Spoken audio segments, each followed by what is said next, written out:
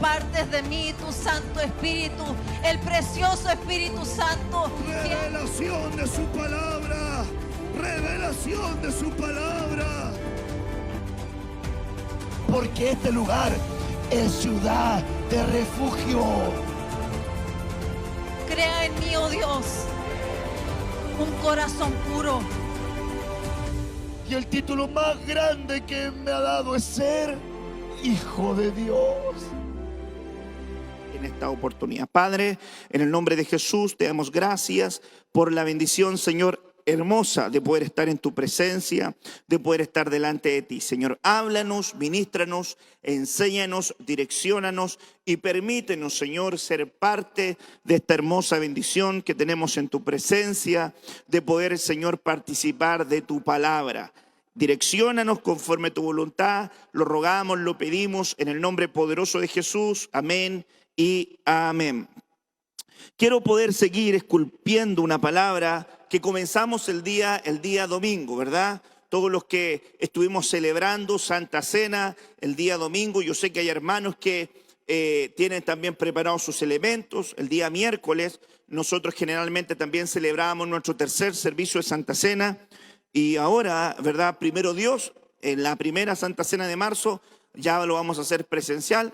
Y también el día miércoles celebrando nuestras 5 Santas Cenas para poder bendecir al Señor. Y rogando a Dios que Él nos ayude, que Él nos fortalezca y nos ayude a llegar con bien hasta ese punto, ¿verdad?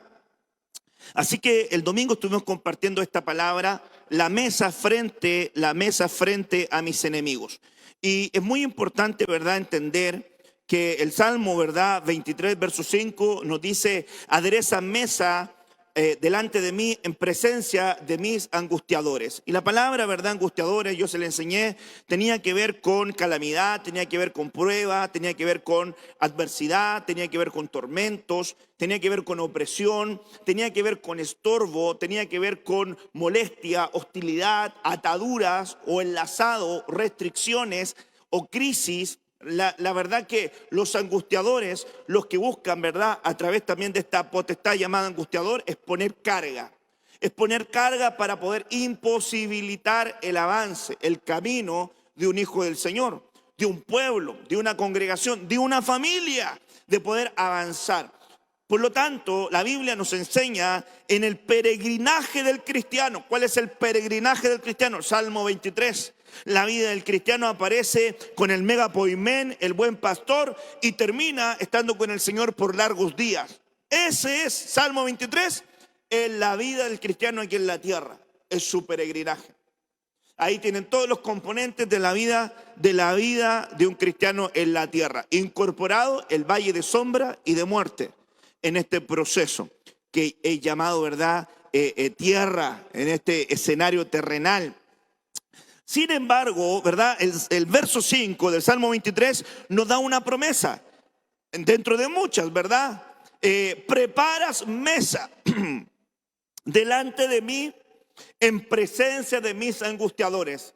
A mí se me imagina que esa es como la bandera que se pone en aquellos conquistadores que entran en una tierra, y cuando entran en esa tierra plantan la bandera, como quien dice: aquí llegamos nosotros primero, como que establecen soberanía. Entonces a mí me da la idea que cuando vienen estos angustiadores y están frente, ¿verdad?, frente a su pueblo, viene el Señor y empieza a armar una mesa delante de ellos, como quien dice, le importa 3 pepinos quien esté delante de él, y empieza a poner una mesa. Lo curioso de esto es que los angustiadores no se lanzan sobre él, sino que contemplan lo que él está haciendo. Y pone mesa y pone, ¿verdad?, a su oveja en ese lugar. A la oveja que le pone aceite sobre su cabeza, a la oveja que le pone vino en su copa que debe rebosar. Ponga atención a eso. Nosotros somos parte, hermanos amados, de la familia del vino espiritual. Porque somos, hermanos amados, de la línea de Judá, la raíz de David. Por lo tanto, la iglesia de Cristo que sale del costado del Señor es una iglesia que tiene, ¿verdad?, la genética de Judá, la genética de la gratitud, de la alabanza, de la celebración. Y eso tiene que ver con poder participar de la restauración del tabernáculo de David, que es adoración continua. Alabanza, adoración, exaltación, entrega, renuncia. Hermano, despojo. El tabernáculo de David tiene que ver con despojo. Recuerde, hermanos amados, que un humilde, ¿verdad?, retiene todo lo que Dios le otorga, mientras que el soberbio lo aleja con su arrogancia. Qué importante es poder entender y comprender lo que Dios nos permite abrazar, lo que Él trae a nuestra vida. La humildad retiene lo que Dios otorga, la soberbia lo aleja. Por eso, hermanos amados, que es tan importante ver que Dios nos prepara una mesa en presencia de nuestros angustiadores, y estos angustiadores lo primero que quieren hacer es desviar nuestra visión, recordar, ¿verdad?, nuestra historia para atormentarnos, para angustiarnos, atacar nuestra alma, ¿verdad?, a través de voces que vienen a afectar nuestro caminar y nuestro andar, a atacar nuestro espíritu, que es donde emanan nuestras convicciones. Pero hoy quisiera poder hablar contigo acerca de un versículo muy lindo. Este versículo se encuentra en el libro de Josué, capítulo 9, versículo 4. Por favor, búsquelo. Josué, capítulo 9, versículo 4. Es la versión Jerusalén, en la revisión segunda. Entonces acá, hermanos amados, sale Josué capítulo 9, verso 4, y dice: y recurrieron también ellos a la astucia. Un contexto que está hablando acerca de los gabaonitas, que se acercan a hablar con Josué para poder entrar bajo la cobertura de Josué, porque ellos se dieron cuenta que Dios estaba con Josué, y los que estaban bajo la cobertura de Josué eran bendecidos, protegidos y ayudados. Entonces ellos dijeron: nos conviene estar con Josué. El Dios de Josué es el Dios de toda la tierra, y quien se meta con él se va a meter con el Dios de él y va a recibir la protección de su Dios. Entonces recurrieron también a ellos a la astucia, y fueron y se proveyeron de víveres, tomaron alforjas viejas para sus asnos y odres de vino viejos, rotos y recocidos. Pero ponga atención a esa palabra, recocidos, porque curiosamente en la Biblia ocupa la palabra angustiadores, y esa es la palabra 6887 de la Concordance Strong en el hebreo, que tiene que ver con remendado, y es la misma palabra para enemigo, deteriorado, oprimido, como quien dice, afectado o herido. Esa es la palabra. Como que ellos tomaron un odre angustiado, ellos tomaron un odre maltratado, ellos tomaron un odre remendado, como viejo, como con parche, como alterado, como deteriorado, como envejecido, permítame decirlo de esa manera. Y qué tremendo ángulo, ¿verdad? Estaba estudiando ahí la palabra y me encontré con eso, y no quería cerrarle el ciclo de la mesa sin compartir esta porción. Porque, hermanos amados, este es un ataque a los retenedores del vino.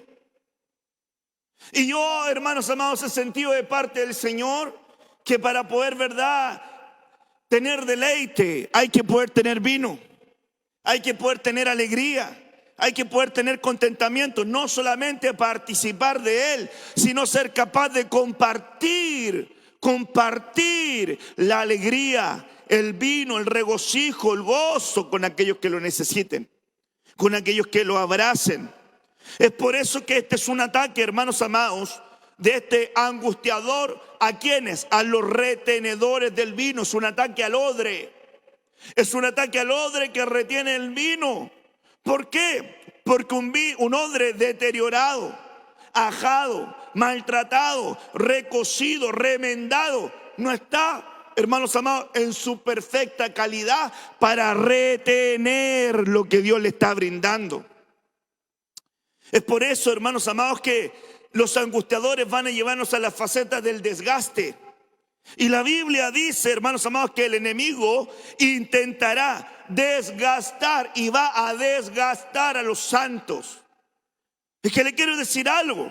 Ay, discúlpeme el chilenismo que le voy a compartir, pero hay muchos cristianos que andan con la capa caída. Discúlpeme este otro chilenismo. Anda medio morir saltando. Discúlpeme este otro chilenismo. Anda diciendo que parece que anda con la nube negra, hermano. Entonces, hermano, está desgastado. Como odre está desgastado. Entonces, como está desgastado, no tiene fuerza, no tiene ánimo. Y la alegría que tiene que ver con el vino, y que tiene que ver con el deleite, y que tiene que ver con la semilla de la promesa, y que tiene que ver con Isaac, y que tiene que ver con la poda de formación, de limpieza y de fructificación, esa alegría tiene que venir sobre nosotros. Pero la Biblia dice que si nosotros no servimos con alegría al Señor cuando Él nos ha brindado todas las cosas, entonces seremos presa fácil de un yugo de hierro, porque no aprendimos a ser agradecidos.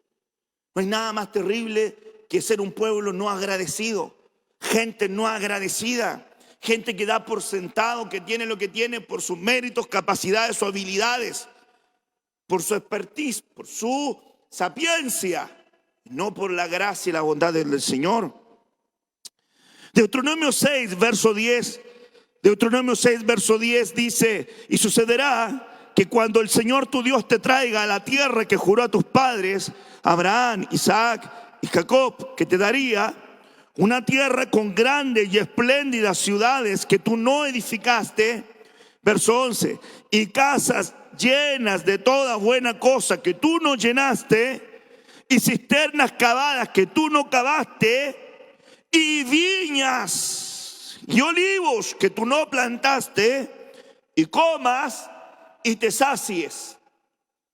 El principio de una viña en nuestra vida es que seamos saciados. ¿Pero saciados de qué? De gozo, de vino, de alegría, de mosto. Si la Biblia dice que el hombre que teme al Señor, su esposa será viña alrededor de su casa, sus hijos plantas de olivo alrededor de su mesa. Al hombre que teme, Salmo 128, bienaventurado el hombre que teme al Señor. Por lo tanto, hermanos amados, la naturaleza misma de una esposa alegre es la presencia de un hombre que tiene temor del Señor. Tener viñas implica tener y disfrutar uva, disfrutar vino nuevo, que es la señal de la abundancia. El vino nuevo. Amós capítulo 9 versículo 13 dice: aquí vienen días, declara el Señor, cuando el arador alcanzará al cosechador. Un acto profético impresionante, porque habla aquí de un tiempo profético acelerado. ¿Cómo el arador va a alcanzar al cosechador? No tiene el tiempo, no es lógico. Entonces es un tiempo acelerado profético. Vendrán tiempos cuando el arador alcanzará al segador, y el que pisa la uva alcanzará al que siembra la semilla. Quiere decir, el que siembra la semilla tendría que esperar todo el proceso. Sin embargo, le va a alcanzar, el que pisa la uva va a alcanzar. ¿Te das cuenta? Como quien dice, se sembró y ¡pum! Le generó el resultado inmediato. Entonces viene un tiempo de aceleramiento, porque como viene el tiempo final, entonces los días son acortados por causa de los santos. Entonces viene un tiempo donde el arador alcanza al cosechador, donde el que pisa la uva alcanza al que la siembra. Entonces viene un tiempo donde se va a disfrutar de manera más rápida lo que va a traer Dios sobre nuestra vida.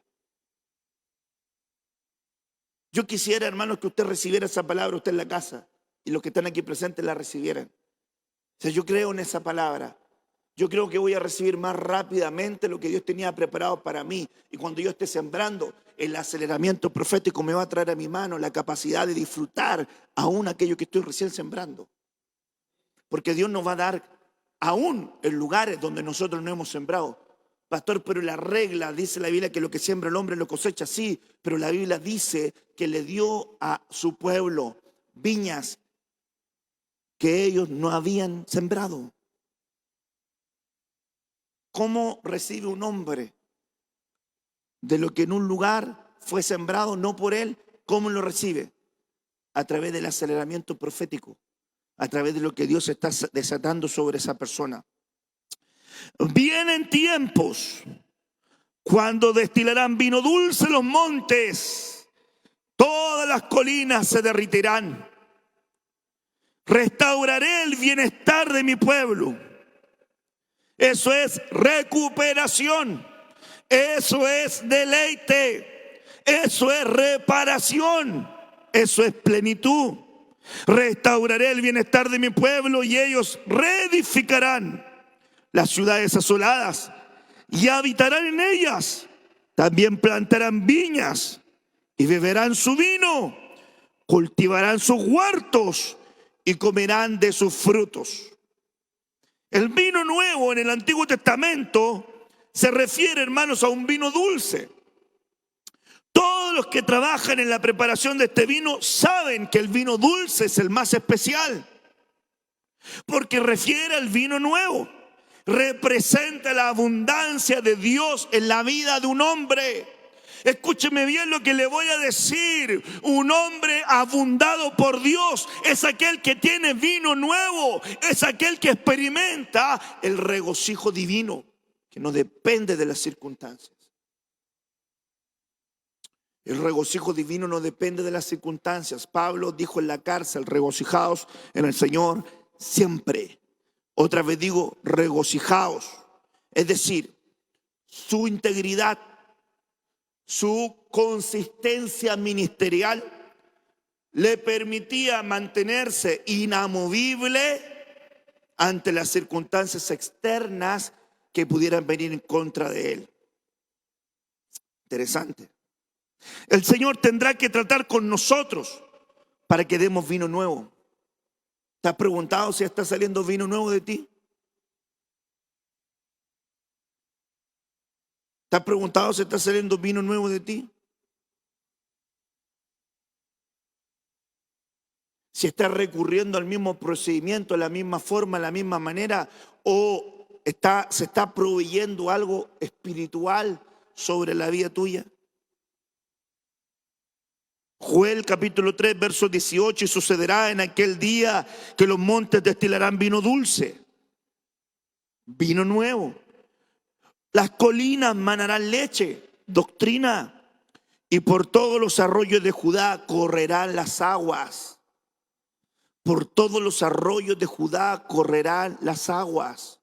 Me parece interesante ver que una familia ministerial que ama la adoración tendría que tener arroyos que fluyan agua por todas sus colinas, por todos sus ambientes. Agua que corra de la alabanza, agua que corra de la danza, agua que corra de la adoración del pueblo, agua que corra del servicio, porque son de la tribu de Judá. Brotará un manantial de la casa del Señor. Brotará un manantial de la casa del Señor y regará el valle de Sittim. Ahora, cuando hablamos, hermanos, de vino nuevo, cuando hablamos, hermanos, de angustiadores, usted tiene que entender que estos hombres, hermanos, que vinieron con astucia, tomaron un odre angustiado. Un odre angustiado. Y este odre angustiado es aquel que tenía la bendición de cargar vino. Pero un odre angustiado le es muy dificultoso poder administrar correctamente un vino, porque está angustiado, porque está afligido, porque está en calamidad, porque está con estorbo, con estrechez, con crisis, está oprimido. Entonces mire que este versículo es muy interesante, porque dice acá, con relación al vino. Cuando nosotros hablamos de vino, hablamos de preparación, que es de la uva. Entonces yo le pregunto a usted, ¿cómo se prepara el vino? ¿Cómo se prepara el vino? Hay métodos modernos, pero tienen que ver con prensas. Y hay métodos antiguos que también se ocupan en algunas partes, que tienen que ver con pisotear. Entonces, hermano, cuando hablamos de vino nuevo, tendríamos que hablar entonces del agar. Y en aquellos tiempos varias clases de vino se manifestaban. El vino nuevo o vino dulce era la primera gota, ponga atención, la primera gota de jugo de vino antes que las uvas fueran pisoteadas en el lagar. De una u otra manera, el vino dulce era la primera manifestación que venía sobre la vida de un hombre antes que ese hombre entrara en un proceso de trato donde diera aún más vino.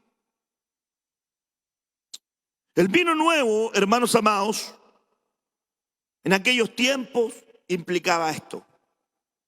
El vino nuevo o vino dulce era entonces la primera gota de jugo que venía sobre la vida de aquellos antes que las demás fueran pisoteadas. Entonces ahora le va quedando un poco más claro el panorama, porque esta es la figura de la primera gota. La figura de la primera gota es los que reciben la palabra con gozo. Esa es la figura de la primera gota. Ay, ¿sabe lo que le voy a decir? Arsenio viene como un odre nuevo. ¿A qué edad recibió a Cristo? ¿A qué edad recibió a Cristo? A los 9 años. ¿Se acuerda? Y sabe que fue esa edad. Entonces, cuando recibió a Cristo, ¿tuvo alguna experiencia espiritual con el Señor? Sí, ok. ¿Sabe lo que fue eso? Primera gota. Vino nuevo. Vino de odre. Y viene el Señor y le dice, perfecto, mira, ¡pum! Te doy esta experiencia de mi vino sobre tu vida. Vino nuevo, odre, vengo entregando sobre tu vida, deposito sobre tu vida vino nuevo. Ok, viene. Entonces viene y ese odre la recibe, la percibe y la toma. Pero ¿qué es lo que sucede? Estos son los que reciben la palabra al principio con gozo. Pero al venir la prueba, al venir la adversidad, al venir la aflicción, al venir el quebranto, ocurre un aspecto. Abandonan la fe, retroceden, se apartan. En otras palabras, lo que te quiero decir, la primera gota representa cuando no hay dolor de nada, cuando no hay angustia de nada, cuando no hay amargura de nada, cuando no he tenido ninguna desilusión, cuando no he tenido ninguna prueba, cuando no he tenido ningún trato, cuando no he tenido ninguna dificultad. Entonces el hermano dice, alabaré, alabaré, gloria a Dios en las alturas, gozo, gozo, gozo, hasta que empieza el trato. Como que en otras palabras Dios dice, odre, toma la primera gota, que es señal de la abundancia, el vino nuevo. Pero luego te van a pisotear. ¿A quién le gusta que lo pisoteen? Esto es lo mismo que la figura de la poda. Si la rama pudiera hablar, ella diría, ¡ay, me duele! Y si la uva tuviera boca, la tomaron al principio, ¡pop!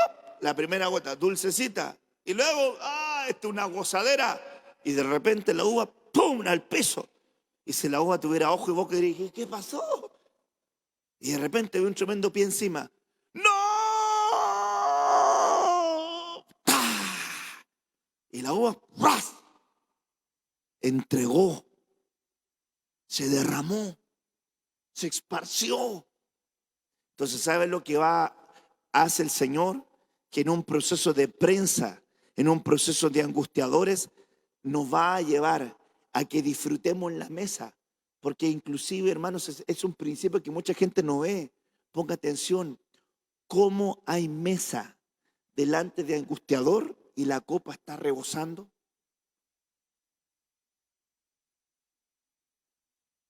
¿Se da cuenta que hay un trato espiritual tremendo ahí? Quiere decir que hay un derramamiento, hay algo que fluyó, hay algo que llenó esa copa, y lo que llena esa copa es vino, pero para llenar esa copa de vino, esas uvas tuvieron que ser tratadas. Pero ese trato está en una copa, en la mesa del Señor, delante de los angustiadores. Entonces, este es un ataque a los retenedores del vino. ¿Sabe lo que quiere el enemigo? Que no retengas vino. Quiere que seas un odre angustiado. Que lo que busca demostrar un odre angustiado es falta de bendición, es falta de cobertura, es falta de ayuda, es falta de esperanza, es falta de bien, falta de bienestar. Eso es lo que representa el odre del gabaonita. Representa, hermanos, un falso ministerio. En los elementos que tienen los gabaonitas están los 5 antiministerios. Y fíjese qué tremendo es poder ver lo que representa una vida cristiana que no tiene trato, una vida cristiana que no tiene formación, una vida cristiana que no ha aprendido a avanzar en medio de la escasez. Es necesario que el pueblo aprenda a vivir en abundancia, que aprenda a vivir en escasez, que aprenda los procesos de la enfermedad. Cuando le toca vivir, si Dios lo tiene así, es su voluntad. Que aprenda a vivir situaciones difíciles que van a llegar a tener cada día más peso de gloria sobre su vida. No es lo mismo alguien que habla de lo de Dios sin experimentar lo de Dios en su vida. Y no es lo mismo de alguien que habla con solvencia porque tiene experiencias poderosas con Dios, a alguien que solamente repite lo que ha leído pero no tenía experiencias. Es por eso que es tremendamente importante ver la experiencia de un hijo versus la experiencia de un padre. Porque el padre vive experiencias que el hijo no vive. El hijo muchas veces no se da cuenta de lo que tienen que hacer los padres para poner alimento en su mesa. Cuando, por ejemplo, ve el hijo a su papá y de repente, yo le contaba el otro día a Marcelo, mi esposa, le decía, ¿sabes qué, Marcelito va a entrar a estudiar, mi amor? ¿De verdad? ¡Qué bueno, me dijo! Yo le dije, sí, pues voy a entrar a estudiar. ¡Qué bueno! Todo lo demás. Y yo le dije ahí en el auto, ¿te acuerdas cómo llegó Marcelito a la iglesia, al templo? No, me dijo. Yo te voy a contar cómo lo conocí. Lo conocí cargando cilindros de gas. ¿Te acuerdas? No se te olvide. Dios nos permite pasar procesos y a lo mejor cuando un hijo es pequeñito, lo único que ve a sus padres bien grandes. Y ve que su padre va a trabajar y trae el alimento, y hay pancito, y hay lechecita, y hay cosas, pero cuando crece y se da cuenta de lo que hacían los papás por traer alimentos, les genera una sensación de respeto y de amor. Mi papá tanto que se sacrificaba, yo no sabía. Estaba aguantando un tipo que le gritaba todo el día y lo hacía por mí. Todos los días se levantaba temprano, tomaba el metro, tomaba la micro, se iba con viejo, llegaba. Y yo en la noche lo veía y llegaba y le decía, hola papá, hola mamá, ¿cómo están? ¿Cómo les fue todo? Y ellos venían rendidos, pero yo era cuidado por ellos. No es lo mismo la palabra en un hijo que la palabra en un padre. No son las mismas experiencias. No es lo mismo una uva que un vino. Esa uva tiene que ser pisoteada. Es por eso que hay un salmo que dice, pasaron los jinetes sobre nuestras cabezas y luego Dios nos sacó a la abundancia. Cuando uno empieza a leer versículos y empieza a ver que la Biblia se predica a sí misma, nos va mostrando el Señor un escenario que nosotros muchas veces desconocemos. Es que las pruebas, los tratos son parte de nuestro ascenso espiritual. Usted puede subir a cualquier lugar ilegítimamente y va a caer. Pero cuando usted asciende, difícilmente lo hagan caer, porque no subió con méritos humanos, ascendió con procesos divinos. Quien sube ilegítimamente cae, pero quien asciende con procesos divinos permanece y Dios le ayuda. Entonces es muy importante aprender. Estos ataques son los retenedores. Si este odre está angustiado, está remendado, está ajustado, me parece interesante entonces poder ver un ejemplo. Tengo 15 minutitos, quizás me alcancen 2, pero voy a tomar el primero. Job 32, verso 19. A mí me da risa, el otro día mi esposa me dijo, gordo, me dijo, porque así me dice cariño, no porque yo sea gordo, me lo dice de cariño. Me dice, gordo, me impresiona lo que Dios nos habla con un versículo. Y yo pensé, yo dije, tremendo, me dijo. Yo le dije, tremendo lo que Dios nos habla con un versículo. ¿Sabes lo que me acordé? ¿Te acuerdas cuando mis primeros mensajes cuando era pastor? Era una locura. Yo me pongo a pensar en la ovejita que me escuchaba. Era una locura. Presentaciones de 50 slides en una hora. ¡Qué atormentador! O sea, la oveja estaba así y ya. ¿Qué se acordar de todo lo que le estaba hablando? Me pongo a pensar. En una locura. ¿Se da cuenta que los años de experiencia sirven? Ahora, tranquilito, conciso, directo. Y ahora imagínense, 45 minutos, una hora. Son señales del tiempo final.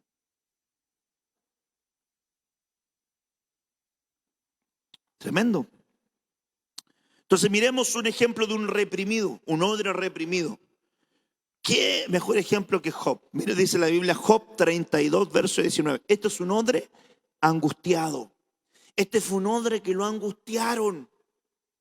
¿Ya? Estaba probado, estaba bajado, estaba en una situación difícil.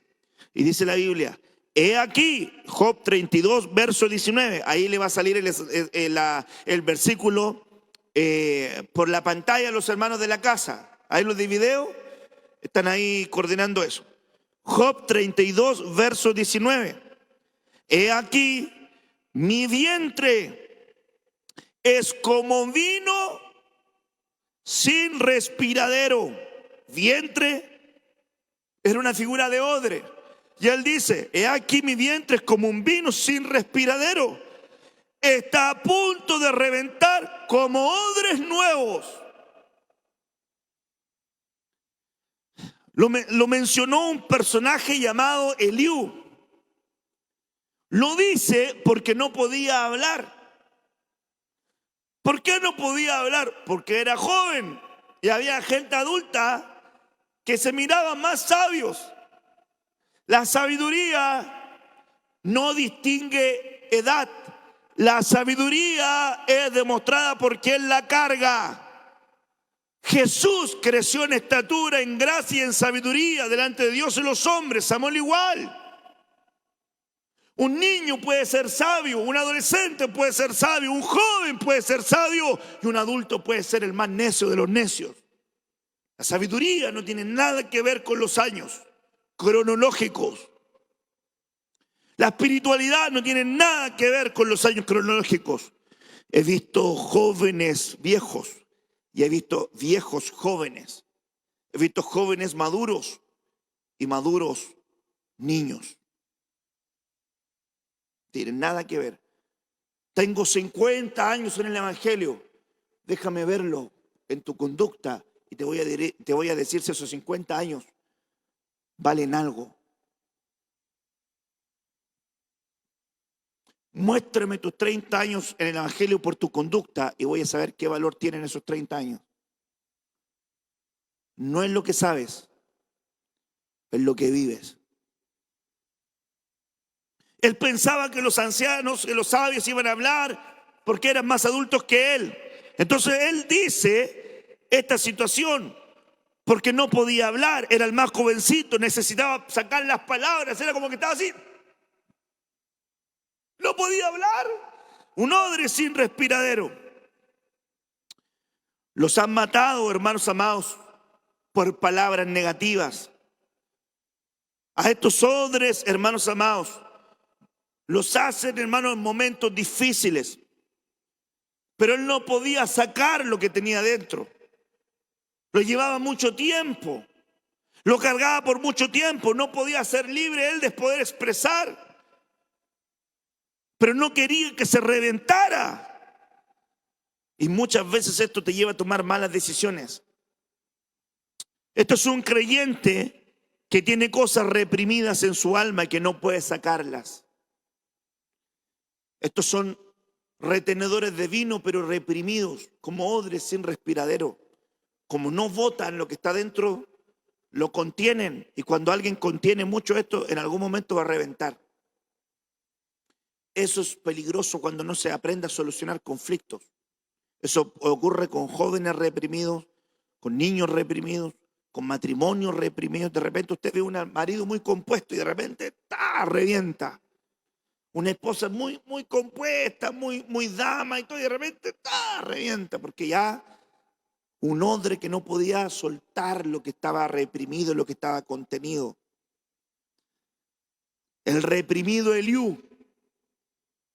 Entonces estos tres hombres dejaron de responder a Job porque él era justo a sus propios ojos. Me parece interesante cuando dice la Biblia, era justo a sus propios ojos, según el análisis de los amigos. Con esos amigos, Job 32, verso 1. Pero se encendió la ira de Eliú, hijo de Baraquel, busita, de la familia de Ram. Se encendió su ira contra Job porque se justificaba delante de Dios. Hermano, no hay nada más terrible de alguien que tiene una necesidad espiritual y solamente se justifica. ¿Por qué usted está metido en la droga? No, si yo no estoy metido en la droga, lo que pasa es que el cannabis es medicinal y tengo que tomar marihuana acá, hermano, pero no tienes ninguna enfermedad. No, pero hace bien para el organismo. Te está haciendo daño. Hermano, ¿por qué te estás tomando una cerveza? ¿Por qué te tomas 2, 3, 4? No, si no hace nada, solamente que es para compartir. Si yo soy, ¿verdad?, alguien que toma un poquitito para compartir. Hermano, pero llevas 2 jabas. Hermano, te llevas 5 botellas de vino. Se tiene un problema, pero se justifica. Y así con tantas adicciones, hermano. Se justifican. Entonces viene acá este joven y dice que su ira contra Job era grande porque veía que Job se justificaba delante de Dios. Verso 3, su ira se encendió contra sus 3 amigos porque no habían hallado respuesta. Sin embargo, habían condenado a Job. Eliú había esperado hasta hablar a Job porque los otros eran más de edad que él. Pero cuando vio Eliú que no había respuesta en la boca de los 3 hombres, se encendió su ira. Mire el patrón. El patrón, Job 32, verso 1 al 6. ¿Cuál es el patrón? El patrón es, se encendió la ira. Verso 2, se encendió su ira. Verso 2, 2 veces ira. Verso 3, su ira se encendió 3 veces ira. Porque con los amigos, porque no habían hallado respuesta, sin embargo habían condenado a Job. Eliú había esperado hablar más que ellos, pero ellos no habían hablado porque ellos hablaron porque eran de mayor edad. Pero cuando vio Eliú que no había respuesta en la boca de los 3, 4ª vez se incendió su ira. Patrón de este odre sin respiradero, ¿qué es lo que estaba conteniendo? ¿Qué? Ira. Un odre angustiado que no tenía respiradero y estaba acumulando. Y cuando llegó el momento, explotó. Y ahí terminó mal la situación. Cuidado con aspectos almáticos reprimidos. La represión, el ser reprimido en el alma, en aspectos que no han sido tratados, pueden llevar a que los jóvenes, los hermanos, los adultos, los matrimonios exploten y exploten mal. Por eso es tan importante la comunicación. Y respondió Eliú, hijo de Baraquel, Busita. Yo soy joven, vosotros ancianos. Por eso tenía timidez y me atemorizaba declarar lo que pienso. Ira reprimida que él retuvo por mucho tiempo. Yo siempre he creído que uno puede decir lo que siente, pero tiene que hacerlo con buenas palabras y con respeto. ¿Un hijo puede decirle a su papito lo que siente? ¿Sí o no? Pero de buena manera. Nunca olvidarse con quién está hablando. Ni el hijo, ni el papá. Papá que le va a hablar a un hijo, no olvidarse también que le está hablando a un hijo. Entonces la comunicación tiene que ser en dos carriles. Pero sí podemos conversar. Yo quiero que mis hijas cuando ya van conversando, ya ahora están, imagino yo cuando tengan 12 años, 15 años, va a ser una locura. 18 años. Si el Señor se demora un poquitito, aunque yo creo que nos vamos a hacer. Así que no voy a pasar por el tormento de los padres que tienen hijos jóvenes, señoritas jóvenes. Entonces yo me iré con el Señor. Que el Señor te ayude. ¿Cuántos años tiene tu hijo mayor? 23. 23. ¿Cómo pasa el tiempo? Dios te ayude. Que Dios te brinde un buen yerno. Que te ame, que la cuide, que la trate bien. Una ira reprimida. Ponga atención, por ejemplo, cuando una mujer reprime cosas por mucho tiempo y llega al límite, revienta como un odre y casi siempre sus salidas son negativas porque no buscó ayuda a tiempo. De repente aguantó y de repente, ¡ta! Y el marido se encuentra con una mujer que no sabía que tenía porque reprimió mucho tiempo sus emociones, lo que sentía. Y su marido no se fijó. Vivió y no se fijó. Entonces es muy importante poder ver el ejemplo de la observación. David aprendió por la observación. Él decía, joven fui y he envejecido. Pero ¿cómo fue su aprendizaje? Y no he visto. ¿Cómo fue su aprendizaje? Por la visión. Él se fijó en el camino de los hombres y sacó su análisis. Importante. Por ejemplo, eso fue la mujer, pero un hombre cuando calla y ya no aguanta, cae en la ira. O sea, la mujer, a diferencia del hombre, sus salidas son negativas porque no busca ayuda a tiempo. Pero un hombre, cuando ya es reprimido, suelta, ¿verdad? Su área reprimida, entonces no aguanta y cae en la ira. Sufre enojo, sufre molestia, colapsa y aún le puede dar un derrame cerebral, un paro cardíaco, pero su orgullo le impide buscar ayuda. Mujer, el día que tú le vayas a decir al pastor lo que estamos viviendo, yo me voy de la iglesia, te lo advierto. Yo soluciono las cosas solito.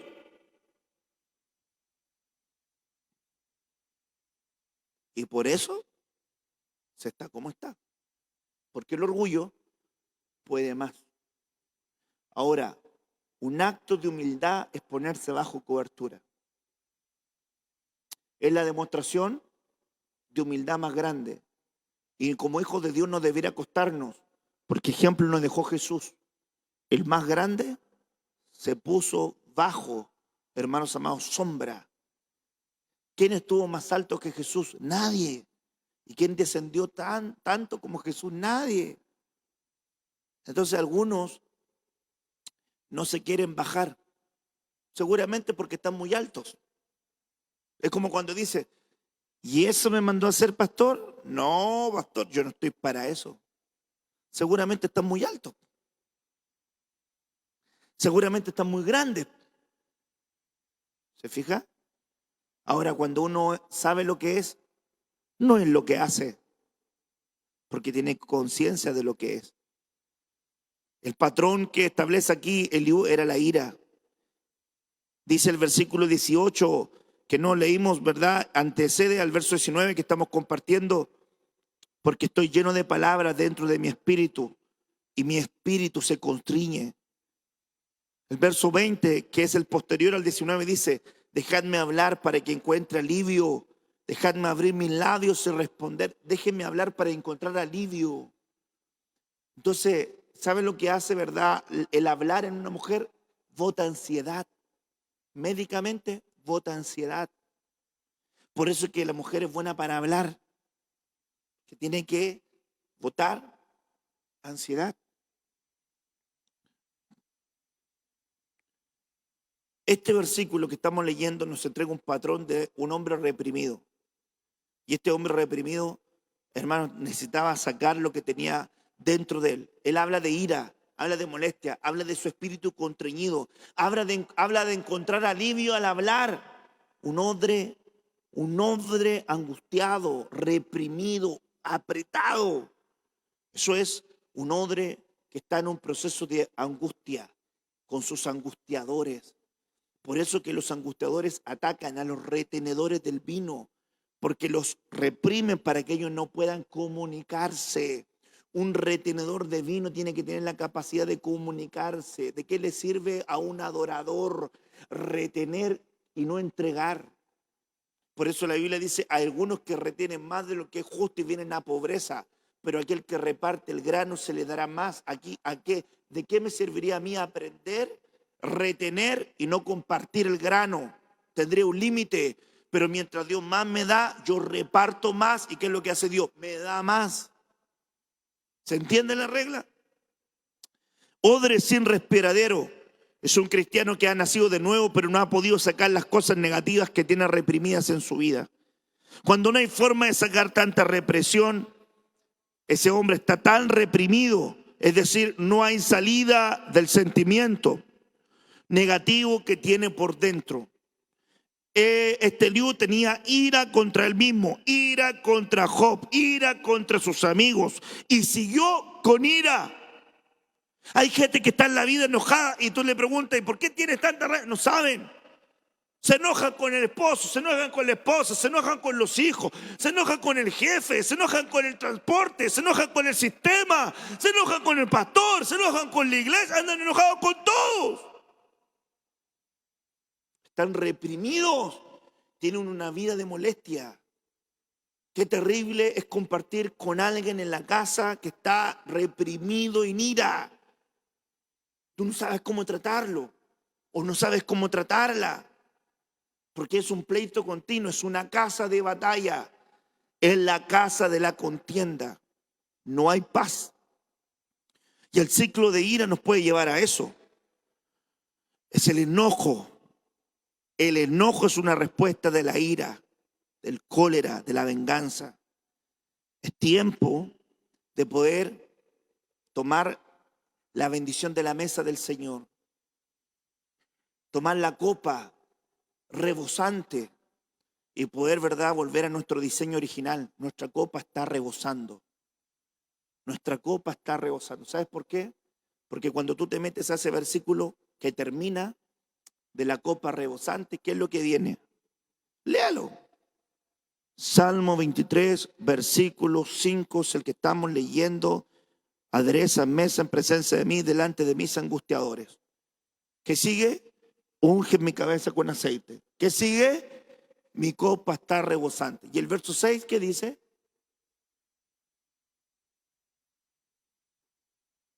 ¿Qué dice el verso 6?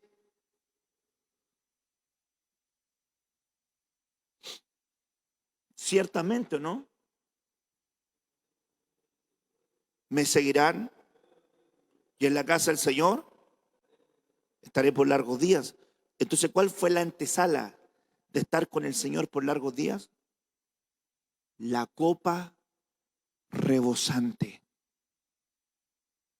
Antes del arrebatamiento, Dios quiere encontrar a una novia alegre, porque es la señal de la boda, que la amada está llena de alegría, gozo y contentamiento por unir su vida a su amado. Así que lastimosamente se nos fue el tiempo y lo voy a dejar hasta acá. Ya había otro bueno y otro bueno, pero otro día será. Padre, en el nombre de Jesús, te damos gracias por este tiempo que tú nos brindas en tu presencia. Gracias por tu hermosa palabra que nos has brindado en esta noche para poder meditar en ella. Ayúdanos, Señor, a volver a nuestro diseño original como odre y permite que nuestra copa esté rebosante para encontrarnos contigo. Gracias, Papito Santo, por lo que tú haces en nuestros corazones, por lo que tú nos das y por lo que tú nos brindas. Gracias por esta porción hermosa. Queremos meditar en ella y guardarla en nuestros corazones. En el nombre de Jesús. Amén y amén.